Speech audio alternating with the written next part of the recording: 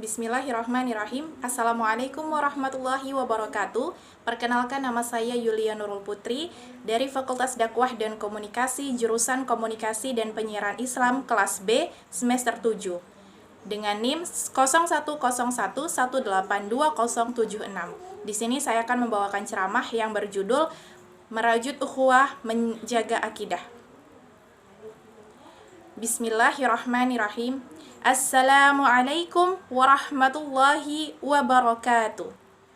Alhamdulillah, alhamdulillahi rabbil alamin. Wassalatu wassalamu ala asyrafil anbiya'i wal mursalin wa ala alihi wa sahbihi rasulillahi ajma'in. Amma ba'du.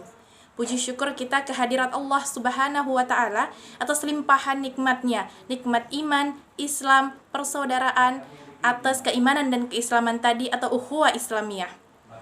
Serta salawat berangkaikan salam semoga senantiasa tercurahkan dan terlimpahkan kepada baginda Nabi besar Muhammad sallallahu alaihi wasallam. Allahumma salli wa sallim wa barik alaihi.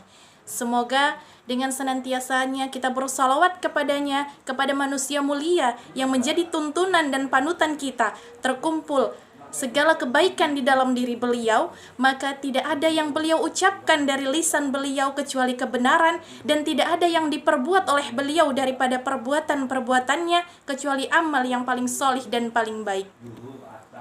Maka akhwati fillah sekalian, semoga kita senantiasa mencukupkan diri kita kepada Rasulullah sallallahu alaihi wasallam, senantiasa bersih teguh menjadi umatnya, dan kita juga memohon kepada Allah subhanahu wa ta'ala agar apa? Ketika nanti di yaumil kiamat Rasulullah bersedia mengakui kita sebagai bagian dari umatnya, kemudian kita dikelompokkan menjadi orang-orang yang berbaris di belakangnya, berada di bawah benderanya, dan diajak masuk ke dalam surganya. Amin, amin, ya rabbal alamin. Memang itu harapan kita ahwati fillah bersama-sama dengan beliau Rasulullah sallallahu alaihi wasallam, memandang wajah Allah subhanahu wa ta'ala, dan tidak lagi ada kenikmatan setelah hari itu, dan mudah-mudahan kita memasuki surga itu bersama-sama. Baik ahwati fillah, sebagaimana yang kita ketahui belakangan ini sering sekali, bahkan dari tahun-tahun sebelumnya, framing atau pembingkaian media terhadap orang-orang muslim sudah luar biasa jahat. Setiap kali ada berita pemboman dan kebetulan pelakunya adalah seorang muslim, langsung di headline muncul kata-kata syahid, radikal, jihad, cadar, sehingga apa? Pandangan orang-orang terhadap Islam menjadi jelek. Bahkan ahwati fillah sekalian, orang-orang muslim sendiri mulai khawatir dengan simbol-simbol agamanya sendiri. Dan tanpa mereka sadar, berita-berita yang sudah ada itu kemudian mensetir isi kepala pemikiran mereka untuk lebih takut kepada Islam dibandingkan kepada kejadian pengeboman itu sendiri. Iya, bisa dipahami ya ahwati fillah, lebih khawatir kepada simbol-simbol Islam dibandingkan daripada peristiwa pemboman itu sendiri. Na'udzubillah min zalik. Inilah framing ahwati fillah sekalian. Framing itu kan hal yang terus-terusan disampaikan kepada kita sehingga muncul secara tidak sadar, tertanam karena sering kali diulang-ulang. Begitu pelakunya muslim, ditulisnya jihad, ya kan? Begitu pelakunya muslim, ditulisnya apa? Ini adalah bom syahid, dan seterusnya, dan seterusnya, dan seterusnya begitu. Kemudian masuk di pikiran kita, dimasuk di pikiran saudara-saudara sesama muslim. Jika ada orang yang hijabnya panjang, pakai cadar, pakai peci, pakai sorban, berjanggut, celananya cingkrang, nah, inilah teroris. Langsung tertanam di kepalanya, di pemikirannya seperti itu. Padahal itu adalah sunnah, itu adalah simbol-simbol dari agama Islam itu sendiri. Nah, karena itulah ahwati fillah sekalian, pada kesempatan kali ini sedikit ingin saya bagikan kepada teman-teman ahwati fillah sekalian. Sebagaimana Allah berfirman dalam Quran surah Al-Imran ayat 102, Ya ayyuhalladzina amanu taqullaha haqqa tuqatih wala tamutunna illa wa antum muslimun.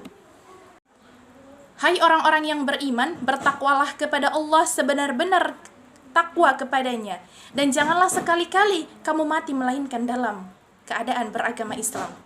Allah memerintahkan orang-orang yang beriman untuk bertakwa setakwa-takwanya.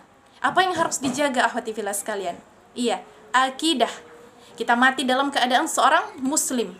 Dan hanya ada satu yang bisa mengikat kita. Apa itu? Hukum Allah. Berikatlah kepada hukum-hukum Allah, karena ikatan selain daripada ikatan hukum Allah pasti bakal menjadi musibah, pasti bakal menjadi masalah. Makanya Allah gantikan dengan ikatan akidah, ukhuwah Islamiyah. Allah hilangkan seluruh perbedaan di antara kita, perbedaan suku, perbedaan ras, perbedaan warna kulit, perbedaan pendidikan, tinggi badan, apalagi fisik dan lain sebagainya, bahkan umur. Allah jadikan satu di dalam ikatan ukhuwah Islamiyah. Masya Allah. Kita diihwankan oleh Allah menjadi saudara, karena tidak dilihat lagi yang lain. Sudah tidak lagi dilihat siapa bapaknya, apa sukunya, apa warna kulitnya, apa tingkat pendidikannya. Maka seketika sudah dijadikan kita saudara karena iman di atas segala-galanya.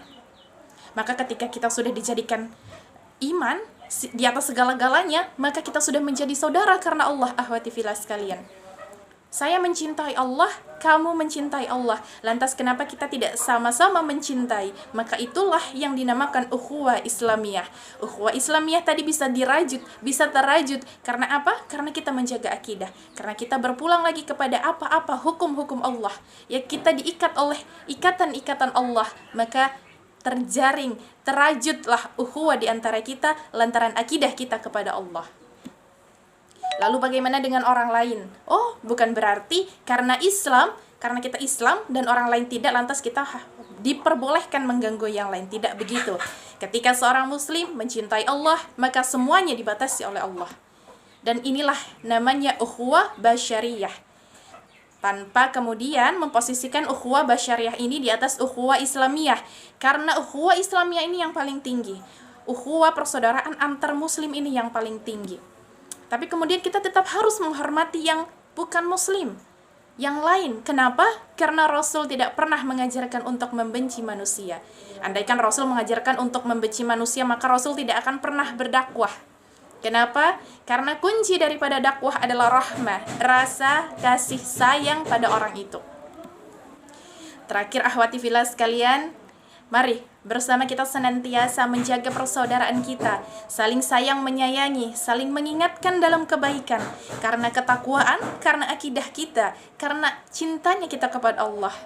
Semoga kelak kita bisa saling tarik-menarik ke dalam syurganya Allah. Amin, amin, ya rabbal alamin. Demikian yang dapat saya sampaikan. Semoga ada ibrah, ada manfaat, dan ada yang bisa kita terapkan. Billahi taufiq wal hidayah. Mohon maaf untuk segala kekurangan. Wassalamualaikum warahmatullahi wabarakatuh.